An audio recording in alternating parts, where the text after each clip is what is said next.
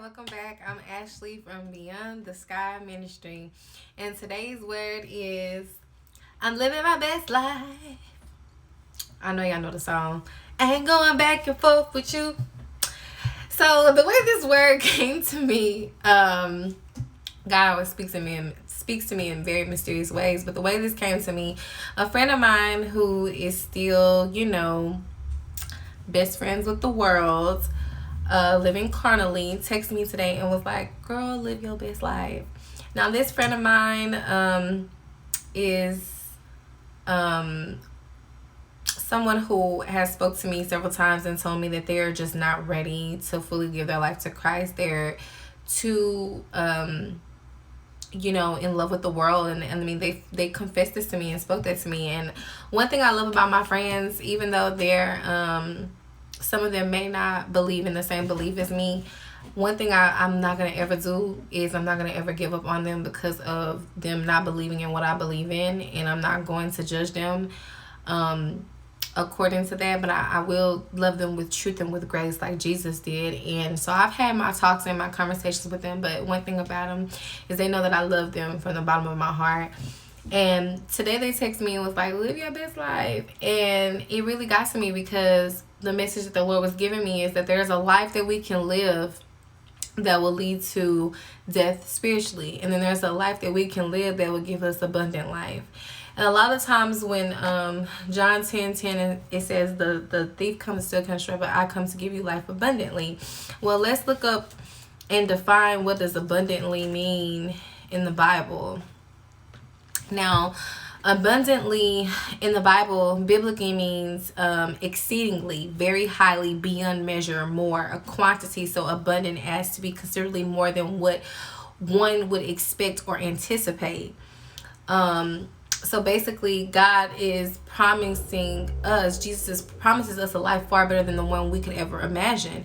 And he's not just talking about a life on this physical earth, but he's also talking about spiritually. Like, there will be a new kingdom, and the new kingdom will be better than what we could ever imagine. There will be no weeping, no crying, no pain, no sorrow. That's in Revelations.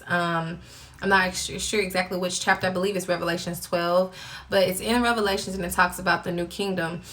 And there's a life that we could live. We could live that lifestyle, for the world. When I was in the world and I was, smoking and drinking and just doing what I was doing, I had money, I had, things. I was living my, what people would say your best life. The world would say your best life, right? But I was really empty inside, and a lot of people used me. People that I thought was my friends, men that I was sleeping with that I thought cared about me, they just was using me. And now a part of me always felt empty. And now that I have given my life to Christ, and I'm literally letting go and letting God, and it has been a process, I can truly say that the life that I'm living now is my best life, because I'm expecting and I cannot wait to go to this place where there will be no more weeping, no more pain, no more evil, and so the word that God was giving me was, you can live your best life on this earth for this world, but you want to live your best life for Christ, because the life that he has for you is way better than what this world can give you. And so these are the scriptures that God led me to. It says Ephesians 15 through 16. Ephesians 5:15 through 16 says, be very careful then how you live, not as unwise, but as wise, making the most of every opportunity, because the days are evil. My God. Another scripture that the Lord gave me was 2 Corinthians 5:7. And it says, for we live by faith, not by sight. That's a good one. Colossians 3:23 through 24 says, whatever you do, work at it with all your heart, as working for the Lord, not for human masters, since you know that you will receive an inheritance from the Lord as a reward. It is the Lord Christ you are serving. And then this one is my favorite one. Proverbs 21:21 says, whoever pursues righteousness and love finds life, prosperity, and honor.